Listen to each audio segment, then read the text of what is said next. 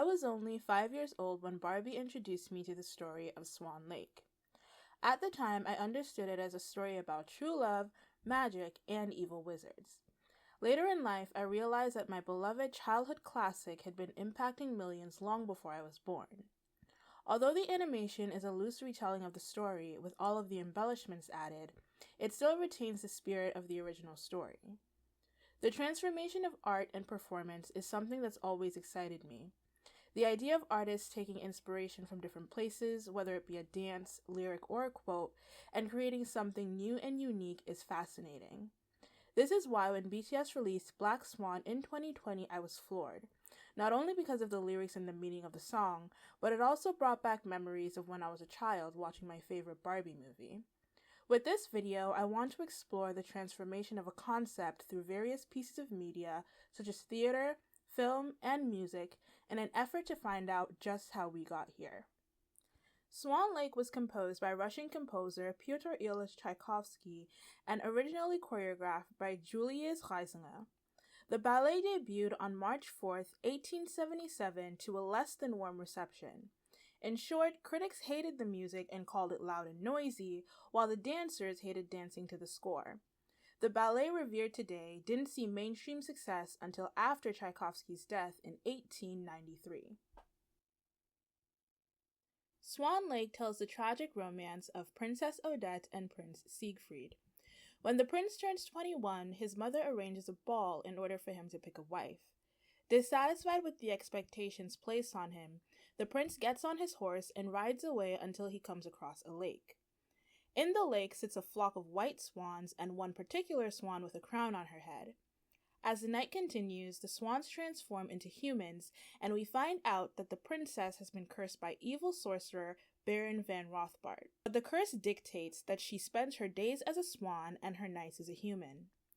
The spell can only be broken if someone who has never loved before pledges their undying love for Princess Odette. He tells her that he loves her on the same night that they meet and invites her to the ball tomorrow night, where he will introduce her as his new bride. Rothbart overhears this conversation and already has a sinister plan in mind. The next night at the ball, a woman shows up dressed in all black who looks exactly like Odette, but it's a trick. Instead, Rothbart charmed his daughter Odile to look exactly like the princess. Only when the prince proclaims his undying love for her does he realize that he's been hoodwinked, bamboozled, run amok, and led astray. There are two endings to the ballet: a happily ever after and an ending as tragic as the story itself. Modern versions of the story favor the happy ending where Prince Siegfried defeats Rothbart, thus releasing Odette and the Swan Maidens from the curse. And the less popular version, and probably why critics hated it so much, is the original ending. When the prince declares his love for Odile, the spell could no longer be broken, and Siegfried and Odette drowned themselves in the lake. Swan Lake's revival happened in 1895 and was spearheaded by Marius Petipa and Lev Ivanov. Their reimagining of the story set the standard for how it is performed today. The story is the same at its core, with a few key differences, one being the ending we just discussed. It's not the happy tale that people have been acclimated to, but it did set the tone for future interpretations. In this version, although the prince and the princess die, their souls are reunited in heaven, and the Swan Maidens are free from the curse. The main reason why this revival is seen as revolutionary is because the black and white swans, Odette and Odile, would now be played by the same person, the Swan Queen. While the original run required separate dancers for the roles, the idea of having the same dancer portray such opposing forces proved not only riveting for the audience, but also provided a challenge for the dancer. In order to embody each character successfully, they had to take on the characteristics of both. Darren Aronofsky's psychological horror left viewers amazed and dazed in their homes and at the movie theater. Looking at the world of ballet and observing dance, Aronofsky decided to tell a story about people striving for perfection in the craft, and he did so using one of the most critically acclaimed pieces in the world. This movie could have been called Swan Lake. We took the fairy tale and the ballet of Swan Lake and translated all of those characters into characters in our movie reality. It's really just a retelling of Swan Lake. It definitely shows the challenges, the darkness, and the reality of how hard it is to be a ballet dancer, but I think it also represents the beauty of the art and the transcendence that's possible within the art, all within retelling Swan Lake. Before we delve into the world of Black Swan, it's important to note some of Aronofsky's notable inspirations. Well, mainly one. Perfect Blue is a 1977 anime film and was a directorial debut of Satoshi Kon. The story follows 21-year-old ex-Japanese idol Mima on her journey to becoming an actress. At the beginning of the film, we see Mima's last performance with her group and begin to follow her as she struggles with the shedding of her idol persona. Mima gains a stalker who is disappointed in her career change and has lost the support of her manager who doesn't agree with her decision. Due to this, she starts to lose her grip on reality until she's confronted with what seems to be herself. The story deals with a number of heavy themes including duality, inner turmoil, conflict, and opposing ideals. There is also heavy importance placed on the stage persona and real life, as well as obsession and passion. It's a very thought-provoking film and I highly recommend it, but please note there are depictions of violence, gore, blood, and assault. You don't have to squint to see some of the similarities between Perfect Blue and Black Swan. Aronofsky even bought the rights to the film as well as some of Kon's other work. The rights were bought with the intention of turning Perfect Blue into a live action, but the plan ultimately fell through. He did, however, pull a scene from the film and inserted it into his Requiem for a Dream.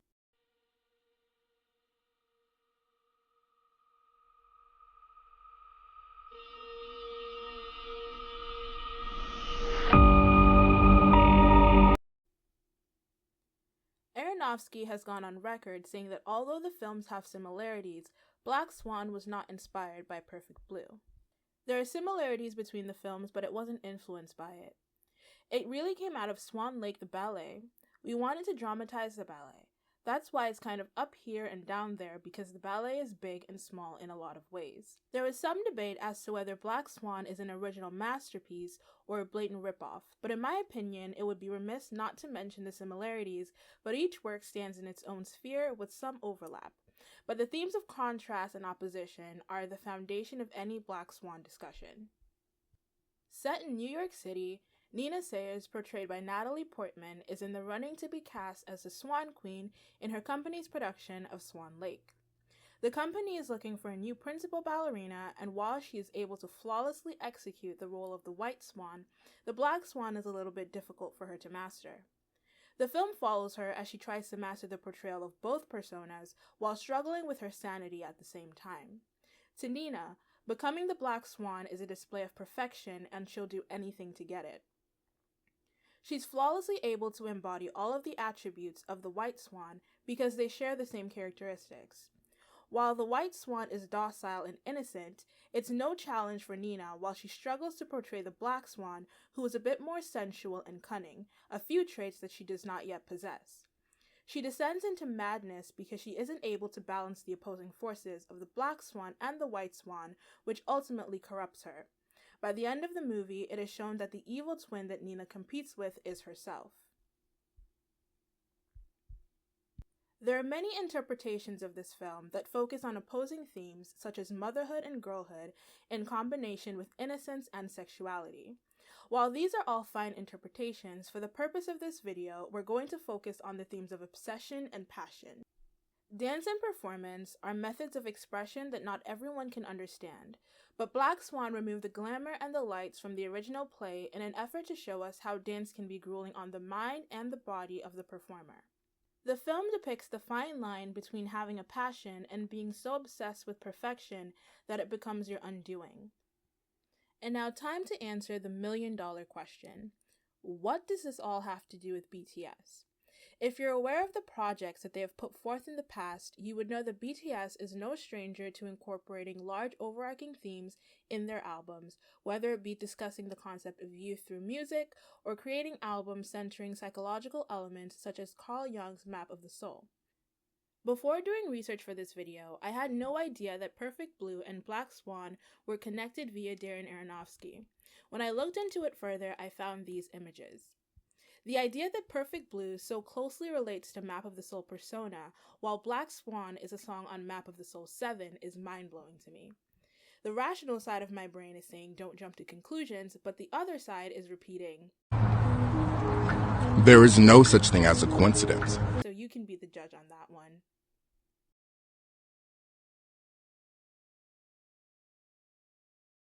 Martha Graham is an influential woman who revolutionized dance in the 20th century.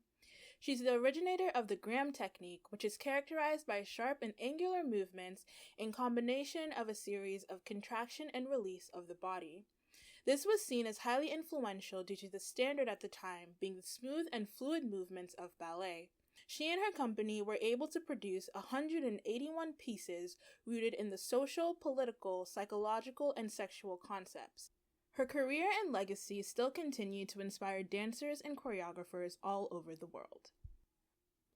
A dancer dies twice. Once when they stop dancing, and this first death is the more painful. Graham is describing the first death of a dancer as when they are no longer able to move their body in accordance with a piece and the physical decline that comes along with that. BTS took this concept and related it to their entire career and their love for music. The lyrics of Black Swan speaks about their first death, the loss of passion to create music that not only moves them, but also the audience that they've built from the ground up. The pairing of Black Swan with the choreography done by the MN Company also comes full circle. The version of the song used in the art film can situate itself in the original Swan Lake due to its classical instrumentation, and the dance itself resembles that of the black and white swans from the ballet. The lyrics of the song speaks of Graham's sentiment, while the dance references Swan Lake, all in an effort to express the nature of being an artist and losing passion for what you love. We can see the duality of Odette and Odile in the choreography, while the dancer struggles with himself, as Nina did during the film.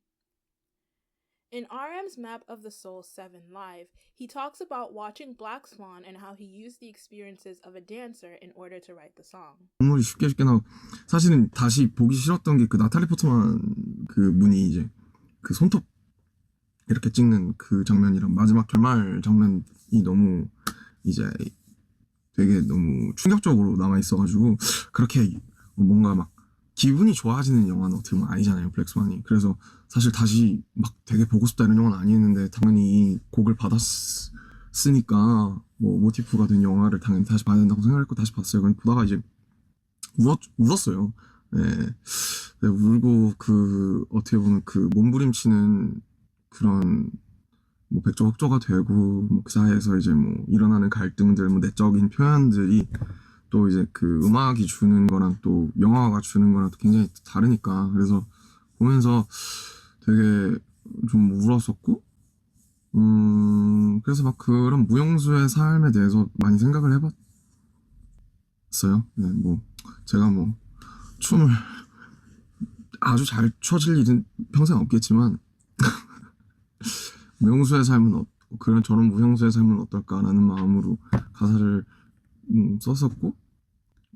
Aronofsky's film was about the ways you can intentionally and unintentionally destroy yourself for the sake of your art. In Nina's case, it can be the physical reaction, such as her tearing out her fingernails, as June pointed out, or it's the literal deterioration of her mental state. At the climax of the movie, Nina grows wings and scales and finally becomes the Black Swan. This can also be seen in the official MV for Black Swan when Jimin grows wings. In the art film, this scene is referenced by the dancer's arms contorting and the shadows behind him forming the wings. The movie leaves us guessing about Nina's fate, but in the art film, the dancer gets a second chance. In the end, he descends from the second floor by choice and is lifted up by the shadows and flying using his own wings. In conclusion, I just have to say, there is no such thing as a coincidence. The fact that you're watching this video means you are energetically aligned with me and this message. In the last verse of the song, Yoongi says, "Slowly I open my eyes. This is my workroom, my studio. Even if hard waves brush against me in the darkness, I will never be dragged away again. Inside, I saw myself." In this verse, placed at the end of the song, we realize that they've done the one thing that Odette and Odile, as well as Nina Sayers, failed to do. They've reconciled the white and the black swan, and one isn't eating away at the other. This doesn't mean that their first death will never come, nor does it mean that it's not going to be painful. But what it does signify is that when the time comes, they won't suffer the same fate as Nina and Odette. The black swan won't consume them, but instead, it's a part of them.